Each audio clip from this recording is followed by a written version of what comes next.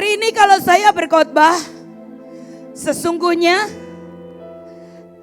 satu bagian buat Bapak Ibu, tapi 5, 10 sampai 12 itu buat saya.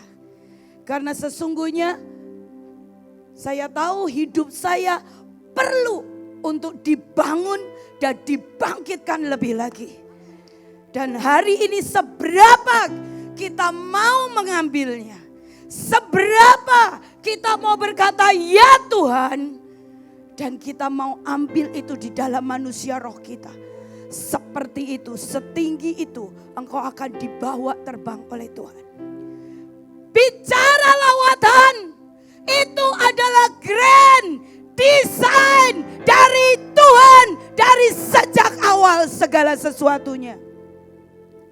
Kalau kita menginjil, kalau kita bikin rumah pintar, kalau kita mau bikin pengobatan gratis, kalau kita mau kasih makan untuk orang-orang, kalau kita masuk ke tempat-tempat, ke kolong jembatan, ke Kedar dan Nebayot, satu grand design dan itu harus terjadi. Itu adalah lawatan. Halo.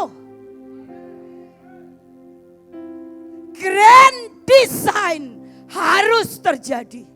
Grand design Tuhan tidak boleh gagal. Karena untuk itulah Tuhan mati di kayu salib. Bayar dengan darahnya. Untuk sebanyak mungkin orang-orang jiwa-jiwa tiba-tiba berkata, Yesus, Yesus, Yesus, aku percaya kepadamu. Apapun yang kalian lakukan, pelayanan mulai dari ngepel, dari apapun juga, kalian sedang dihisapkan ke dalam grand design Tuhan itu adalah lawatan. Halo. Hai. Bangkit. Siapa yang mau ada di dalam grand design Tuhan? Karena kita tidak pernah diciptakan jadi empret. Kita diciptakan jadi raja wali. Kita diciptakan jadi singa. Kita diciptakan jadi penguasa. Dan itu semua harus masuk ke dalam grand design Tuhan. Arti kata lawatan itu adalah bicara sebuah kebangkitan. Itu adalah bicara tentang kehidupan. Itu bicara adalah sebuah perubahan dari yang mati menjadi bangkit. Dari yang tidak ada pertumbuhan menjadi tumbuh. Itulah kata lawatan.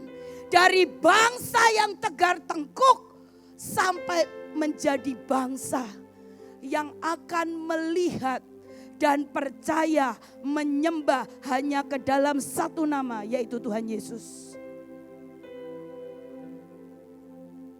Saya masih lihat kalian belum bangun. Saya masih lihat kalian belum bisa lihat visi yang Tuhan berikan di depan. Halo. Saya mau berkata ya, kalau hari ini roh kita tertidur. Apa yang diberikan 2 hari, 4 hari. Kita sedang tidak melihat sebuah desain yang luar biasa yang Tuhan sedang mau kita jalan ke sana. Kalau kita hari ini cuma berkata, suapin penginjilan, suapin pelepasan. Tapi roh kita tidak menyaut, roh kita tidak menyala, roh kita tidak bersaut-sautan dengan Tuhan. Kita tidak sedang melihat grand design dari Tuhan. Seberapa engkau menginginkan? Mau desa mandiri, mau bertani, mau apapun juga.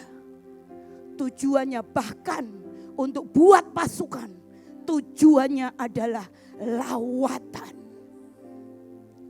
tujuannya adalah lawatan. Maka saya berkata inilah grand design. Untuk mencapai lawatan, kita belajar dari Nuh. Di Nuh ada satu ayat dikatakan seperti ini. Kejadian 6 ayat 23 dikatakan seperti ini. Lalu Nuh melakukannya semuanya itu tepat seperti yang diperintahkan Allah kepadanya. Demikianlah dilakukannya. Jadi hari itu Nuh mengerjakan, kalian tahu enggak? Nuh itu ngerjain bahtera kapal selama 100 tahun. Tapi yang diselamatin cuma binatang dan keluarganya saja. Tapi hari itu Tuhan berkata apa? Nuh melakukan semuanya yang tepat, yang seperti yang Tuhan perintahkan. Di situ dikatakan apa? Tuhan berkata, dia itu melakukan tepat, itu berkata apa? Deal with it. Nuh melakukan dan deal dengan Tuhan apa yang Tuhan sedang desainkan dalam hidupnya. Saya ini sejujurnya kemarin rada error. Bayangin ya, dari 4 wajah dari kepemimpinan, saya ini paling lemah di bidang manusia. Saya itu susah ngatur, saya itu pokoknya semua yang tentang manusia, saya bahasa manusia aja susah. Jadi saya jadi ngerti bawahan saya, kalau nggak ngerti saya, karena memang saya itu susah di sisi manusia. Kalian pernah lihat videonya Bevis kan? Dan nangis kan? Saya pun nangis. Kenapa? Karena hari itu Tuhan ngomong gini, gurunya itu kamu, tapi kamu guru yang autis. Sehingga anakmu mau diarahin kemanapun gak ngerti. Karena bukan yang bermasalah saya, autis ceritanya. Dan hari itu saya berusaha minta impartasi dari Ibu Iren, dari Ibu Nike, semuanya. Saya berusaha mengumpulkan supaya apa? Saya yang paling lemah dari manusia saya, itu saya dapat dari saudara-saudara saya. Sudah sampai Pak Fendi, katanya Pak Fendi gini, Ci kamu ini gak guna banget sih Ci, kamu ngumpulin apa? Katanya dia ngomong begitu, Pak Fendi gitu ya. Terus saya bilang gini, begitu saya dilihat Bu Iin, dia bilang gini, Nita sini kamu. Dia bilang gini, ya Bu, saya tahu pasti diimpartasi. Tahu gak impartasinya? Dia bilang gini, saya buat 0 manusiamu. Lemes saya.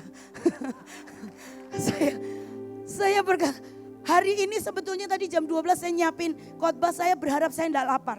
Karena sudah gak ada manusia kan. Saya berharap saya gak lapar gitu loh. Tapi saya mau berkata begini loh, bisa enggak saya ini deal dengan Tuhan bahwa saya diciptakan seperti itu.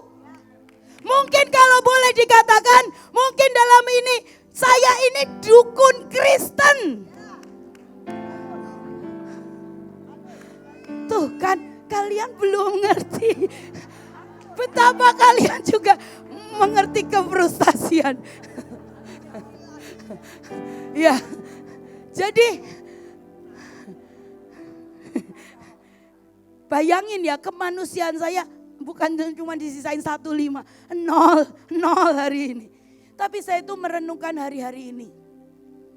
Saya tinggal di Surya, saya berhadapan dengan dukun yang ada di Surya. Dan hari itu kita ketemu, saya salaman, dia berkata enggak. Kamu dan saya beda frekuensi. Saya enggak mau salaman dengan kamu. Dan hari itu dia ada di depan rumah saya. Saya lagi nyembah, dia di depan pintu rumah saya. Saya nyembah. Enggak lama kemudian, 1 minggu dia keluar dengan seluruh timnya. Dan dia berkata seperti ini, sudah tidak ada lagi kuasa atas tempat ini. Kalau engkau mau lihat lawatan, seberapa engkau deal dengan Tuhan, dengan setiap desain yang Tuhan berikan dalam hidupmu. Mungkin engkau cuman bagian, Mungkin engkau cuma bikin kue profetik. Tapi kalau engkau berkata ini kue profetik yang aku doakan mati-matian. Sampai yang makan ketemu Tuhan. Deal dengan Tuhan. Seaneh apapun, seasing apapun itu dalam hidupmu. Deal dengan Tuhan. Karena engkau sedang ada di dalam grand design-nya Tuhan. Bayangin ya, mungkin hari ini kalau ada orang yang diperintahkan seperti Nuh, hari itu dia 100 tahun dia buat bahtera. Dan hari itu yang diselamatkan adalah binatang-binatang dan keluarganya. Tapi saya mau berkata, seluruh bangsa-bangsa di dunia adalah keturunan daripada Nuh. Apa yang kita tidak bisa lihat dengan mata, pada waktu engkau deal dengan Tuhan dan engkau melakukannya tepat seperti yang Tuhan mau, engkau akan melihat sebuah generasi baru yang dibangkitkan. Engkau akan melihat lawatan, engkau akan melihat sebuah kebangkitan yang besar. Halo! Bangkit generasi! Bangkit pasukan! Bangkit pembawa-pembawa lawatan! Bangkit dan penuhi dengan hidupmu dengan api Tuhan. Oke, yang kedua kita belajar. Saya akan cepat, haus juga teriak-teriak. Saya itu paling gak suka, walaupun saya gak bisa bahasa manusia. Kalian tapi ngerti kan bahasa saya? Ya kan? Tapi saya itu perlu respon gitu loh. Kalau gak diem aja saya itu... karena saya butuh menyambar. Amin. Kita belajar Yunus. Ya. Yuk, kita baca dari Yunus 3 ayat yang kedua. Dikatakan seperti ini. Bangunlah, pergilah ke Niniwe, kota yang besar itu, dan sampaikanlah kepadanya seruan yang kufirmankan kepadamu. Dikatakan bangkitlah. Itu dikatakan apa? Bangkit, jadi powerful. Dan dikatakan apa? Come on scene. Kebayang gak sih? Mungkin seberapa banyak seperti saya itu kemarin cukup melo. Karena kemanusiaan saya ini masih butuh ada suami. Saya butuh ada anak. Saya butuh punya yang lain gitu ya. Saya masih perlu menata. Pada waktu kemanusiaan saya dienolin, saya perlu menata hidup saya. Semuanya. Tapi gak ada waktu. Seperti yang Nancy katakan, pada waktu dia mau nangis dan Tuhan bilang bangkit. Tapi arti kata bangkit, Tuhan itu berkata, hey, jadi powerful. Hey, masuk ke dalam scene di dalam hidupmu. Kita ini punya sebuah skenario. Kita ini ada sebuah skenario cerita di dalam hidup kita. Dan hari ini kalau engkau tidak genapi, engkau sedang menjadi seperti Yunus. Kalau ada sin di dalam hidupmu yang terpotong, tidak tergenapi. Hari itu Tuhan berkata tabur, engkau berkata sayang Tuhan, beli emas Tuhan. Sinmu sedang dipotong. Engkau sedang memotong sinmu sendiri. Kalau Tuhan berkata perang, males Tuhan. Engkau sedang memotong sinmu sendiri. Dan itu ya, sin demi sin seberapa engkau skip dalam hidupmu. Kenapa? Jadi ceritamu lompat-lompat. Maaf ya, nanti kalau masuk surga kamu lompat-lompat begini. Kata Ibu In, nanti kalau bisa masuk, kalau gak bisa masuk. Tapi saya ini mau berkata ini ceritanya. Hari itu kita suka berkata, Yunus ya memang ya bodoh ya gelo ya. Kita bisa ngata-ngatai Yunus, tapi kalau mau tahu Niniwe ini di mana? Niniwe itu Irak sekarang, dan itu di daerah Syria kurang lebih. Jadi saya pada waktu baca ini perkirakan bahwa itu di daerah ISIS. Kalau misalnya kita disuruh pergi ke Depok, pergi ke NTT, masih enak. Coba, ayo pergi ke tempat ISIS sana. Dan Yunus berusaha membelokkan scene hidupnya. Dan hari itu dewa dari Mesopotamia, yaitu Dagon, yang bentuknya ikan, itu nyaplok Yunus. Kalau engkau belok dari sinmu, maka penguasa-penguasa kegelapan itu sedang mengincar. Saya sedang menakut-nakuti. Di belakangmu. Kalau Pak Stef katakan penginjilan, jangan ada intimidasi. Saya pakai, lihat di belakangmu, pulang dari Mahanaim. Kalau engkau tidak mau berperang dengan penguasa-penguasa daerahmu. Hari ini saya belajar dari Yunus. Yunus tidak pernah mau berurusan dengan yang namanya penguasa kegelapan yang ada di Niniwe. Dia tidak menghabisinya. Kalau kita tidak menghabisi penguasa roh-roh kegelapan itu, maka kita yang dihabisi. Pilihannya tidak ada yang lain kecuali menghabisi. Hari itu lihat, begitu Yunus ada di dalam perut ikan, 3 hari. Saya rasa di situ dia tusuk-tusuk dalam nama Yesus. Belum ada Yesus ya. Katakan, keluarkan saya dalam utusan. Dan dia sedang berperang dengan Dagon yang bentuknya seperti ikan. Loh, Dagon itu bentuknya seperti ikan. Ilahnya itu memang bentuknya seperti ikan. Dan hari itu lihat, begitu ikan memuntahkan Yunus ke pantai, gitu ya. Lihat, mereka semuanya apapun yang dikatakan Yunus tidak bisa berkata-kata. Mereka berkata, wah, dewaku aja tidak bisa makan. Dewaku aja sudah dikalahkan. Maka apapun juga yang dikatakan Yunus itu dilakukan oleh seluruh Niniwe. Jangan berikan saya nada-nada sumbang. Ya, oke. Saya ya begini. Saya ini sejujurnya masih berusaha menyesuaikan antara manusia roh dan manusia jasmani saya. Oke. Ya, tapi saya belajar di sini. Satu perkara, seringkali kita ini malas berperang. Tapi lihat bahayanya, Yunus, dia melewati satu scene dalam hidupnya. Menghabisi penguasa-penguasa di udara.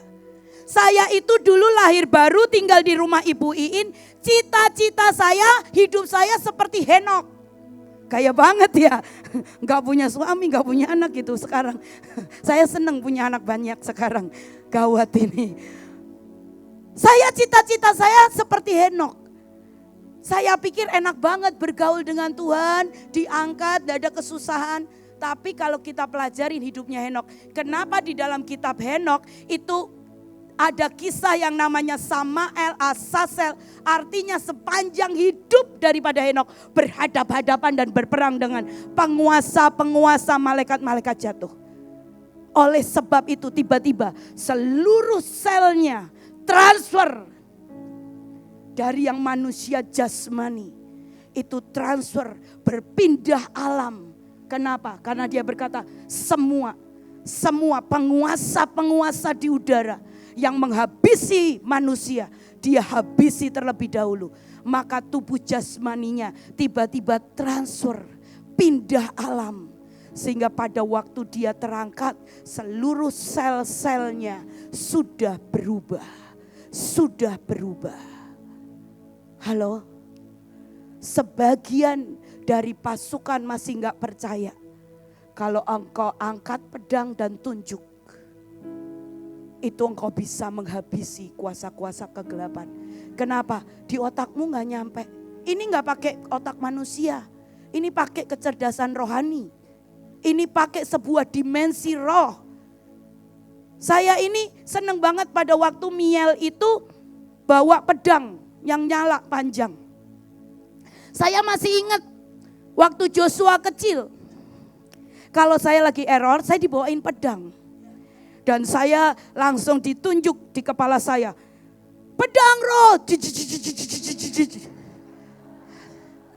Dalam arti dari dulu ya, saya mulai dari ibunya memindahkan saya dari manusia menjadi semuanya dienolin. Ini anaknya semuanya. Pokoknya pakai pedang gitu. Loh, tapi itu bekerja. Itu yang menghasilkan Ibu Nita sampai hari ini. Itu yang membuat dulu Ibu Nita sekali lagi saya permalukan diri saya di depan kalian semuanya. Toh sudah sering disebutin Bu Iin. Nangis karena putus cinta katanya, enggak juga loh.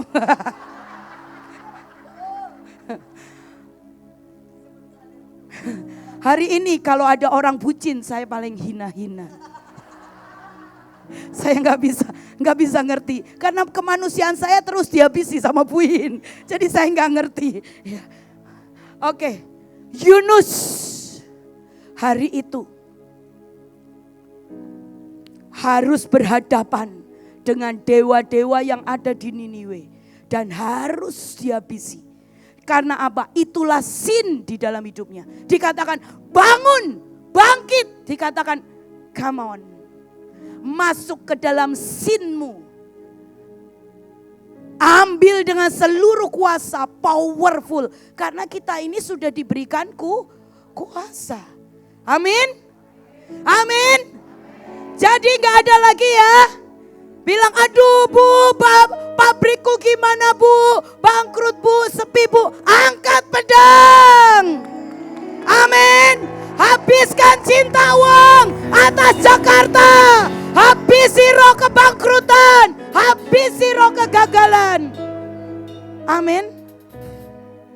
Kita belajar ketiga. Paulus. Terima kasih buat setiap anak-anak yang membantu saya menyiapkan PPT. Ya, Paulus. Kita baca dari Kisah Para Rasul 9 ayat yang pertama. Dikatakan seperti ini. Sementara itu, baca dong, saya minum dulu, ada yang bisa bacakan? Kisah Para Rasul 9 ayat yang pertama.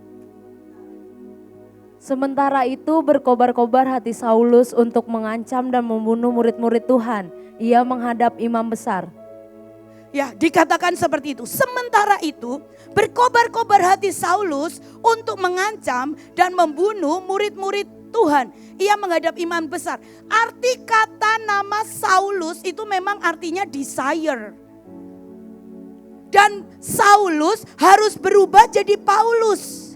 Dari desire harus berubah menjadi small, kecil. Makanya Paulus berkata, biarlah aku makin kecil dan Kristus yang bertambah-tambah di dalamku. Aku ini adalah orang yang paling berdosa dan tidak layak untuk dikatakan rasul. Dari yang desire, Paulus harus mengalami dalam perjalanan ke Damsyik. Dia sedang mau mengejar pengikut-pengikut Tuhan dengan seluruh desire-nya. Hari itu Tuhan perlu smackdown. Bam. Supaya apa? Dari desire menjadi kecil, small. Tapi di situ dikatakan apa? Menuju ke Damsyik. Itu dikatakan apa? Sebuah kesunyian yang merajut sebuah saklot. Saklot itu adalah kain untuk meratap. Di dalam hati di mana Paulus, ya di mana Saulus yang dikatakan punya desire, tapi ada sebuah kesepian. Ada sebuah kematian. Ada sebuah ratapan di dalam hatinya. Kenapa? Karena di dalamnya tidak ada terang, tidak ada sinar. Dan hari itu, terima kasih. Dan hari itu ada sinar. Sinar yang dikatakan di sini itu apa? Sinar yang sangat kuat sampai menghasilkan api yang menyambar. Dan hari itu Saulus disambar hidupnya. Dia di smackdown dengan terang Tuhan. Light di sini dikatakan adalah terang yang sangat kuat sampai itu menghasilkan api yang menyambar. Dan di situ dikatakan light itu juga dikatakan seperti apa? Terang yang tiba-tiba menancapkan kebenaran di dalam hati Saulus. Sehingga dia tahu betapa dia miskin di hadapan Tuhan. Sehingga dia berkata, Tuhan, ubah dari Saulus menjadi Paulus. Amin. Ada sebuah kesia-siaan, percayalah. Ada satu, saya ini percaya sekali. Ada satu ayat yang keren yang dari Paulus. Ya, saya minta di sini ini kita lihat 1 Korintus 15 dikatakan seperti ini.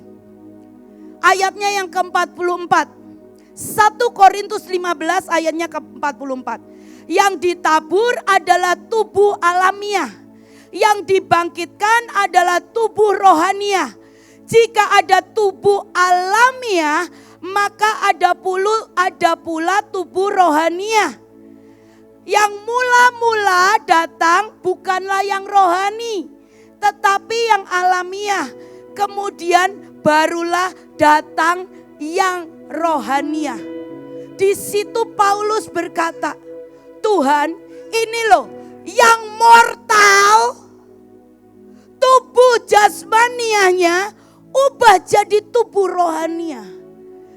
Dari mortal menjadi immortal. Tubuh yang fana menjadi satu tubuh penuh kemuliaan. Makanya buat saya berusaha untuk hari-hari ini mengerti bahwa kita ini harus meningkatkan yang namanya seluruh kemampuan ilahi kita. Supaya yang mortal kita diubahkan oleh Tuhan menjadi immortal. Semua yang tubuh jasmaniah diubahkan menjadi tubuh rohaniah. Amin. Masih bisa nampung? Karena saya mau terangkan tentang dunamos atau kuasa. Seberapa banyak kita sedang menanti-nantikan Roh Kudus. Dan satu kata yang Tuhan taruh tentang Roh Kudus di kita adalah kata dunamos. Firman Tuhan berkata, dan engkau akan terima kuasa pada waktu Rohku turun atasmu. Itu kata dunamos. Jadi yang namanya Roh Kudus turun itu bukan lagi itu menjadi seperti getar-getar atau berbahasa roh. Roh Kudus turun itu seperti Paulus yang berjumpa dengan yang namanya terang yang bisa mengimpartasikan api yang membuat kebenaran itu masuk dalam hidupnya. Itu sebuah perjumpaan yang kalau Kak Leo bilang itu tabrakan ilahi. Saya sampai hari ini gak bisa bahasa Inggris ya. Tahu apa? Glorious apalah tahu gitu. Tabrakan. Tapi saya mau berkata apa? Roh Kudus akan ada di dalammu dan akan menjadi menguasai hidupmu. Itu seberapa engkau berikan hidupmu. Nuh itu dicatat seperti ini. Tuhan ngomong begini, rohku tidak bisa selamanya tinggal di dalam tubuh manusia. Memang di situ dikatakan tentang usianya yang cuma 120 tahun. Tapi artinya apa? Roh Kudus itu perlu yang namanya kantong hidup manusia rohaniah kita. Supaya dia dicurahkan dan dia akan menyatu sedemikian rupa. Dan dia akan mengubahkan seluruh sel-sel hidup kita. Dan kata dunamos itu adalah pada waktu roh manusia menyatu dengan roh Allah sedemikian rupa sehingga engkau punya kuasa. Yang ajaib kata dunamos itu dikatakan seperti ini. Saya tidak akan sebutkan bahasa Inggrisnya, tapi dikatakan seperti ini. Arti kata dunamos adalah seperti ini. Semua potensi, semua kekuatan, semua benih yang ada di dalammu, ini bukan lagi yang kita dapat yang baru. Tapi dia berkata yang namanya dunamos itu, benih yang ada di dalammu, ini tiba-tiba akan dikeluarkan, di pop up, diledakkan seperti dinamit. Sehingga itu menjadi sebuah kuasa yang sangat maksimal, dimaksimalkan dan sangat besar. Dunamos itu akan memaksimalkan seluruh potensi hidupmu. Arti kata dunamos, kamu itu punya influence, punya pengaruh yang hanya dimiliki oleh kekayaan atau harta karun atau orang-orang kaya. Jadi pengaruh kita itu seperti kita menguasai seluruh bumi. Makanya firman Tuhan berkata pada waktu diciptakan, kuasailah bumi. Artinya apa? Pada waktu kita dunamos itu terjadi, kamu ini punya influence seperti penguasa-penguasa di seluruh dunia. Arti kata dunamos, kamu itu akan datang dengan jutaan army untuk bisa menguasai satu daerah. Itu arti kata dunamos. Dan satu lagi yang saya suka, arti kata dunamos itu kita tidak pernah bisa dibatasi dengan yang namanya angka. Saya seneng banget ya waktu Pak Dharma ngomong, angka itu yang buat itu Illuminati. Sistem angka itu yang buat Illuminati. Makanya Tuhan perlu berkata 5 roti 2 ikan. Tuhan perlu tunjukkan 5 roti 2 ikan dan itu bisa kasih makan 5.000 orang. Artinya angka tidak akan pernah bisa membatasi saat engkau ada dunamos di dalam hidupmu. Mau 3 tahun, 2 tahun kita akan selesaikan dan kita akan lihat lawatan. Pasukan dari yang sekian kita akan lihat pasukan akan menyebar dan akan menghasilkan 12 juta, 17 juta, berapa juta yang ibuin mau. Kenapa? Jumlah kita tidak akan pernah membatasi. Itu arti kata dunamos. Dan hari ini saya cuma mau berkata hari ini saya mau undang semuanya. Yang kau berkata begini, hari ini aku mengerjakan dan aku mau menyelesaikan 3 tahun terakhirku. Tapi aku minta Tuhan, semua yang kalian tahu masih ada batas-batas dalam hidupmu. Engkau berkata Tuhan, terobosi lebih lagi. Seperti engkau menemui Paulus.